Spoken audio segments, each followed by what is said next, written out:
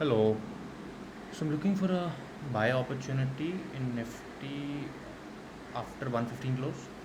My stop loss will be in Nifty will be 115 low, and I'm probably looking for an opportunity near highs. Target will be near highs.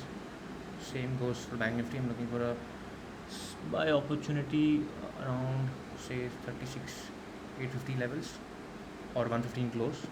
My stop loss will be day low, and my target would be around 37,000 levels. Not trading Reliance today. Nifty में मैं bye opportunity देख रहा हूँ 115 close के बाद. Stop loss रहेगा 115 लो. Bank Nifty में मैं बाय अपॉर्चुनिटी देख रहा हूँ 115 क्लोज के बाद. स्टॉप लॉस रहेगा डे लो और टारगेट रहेगा डे हाई के आसपास. और रिलायंस में ट्रेड नहीं कर रहा. Thank you.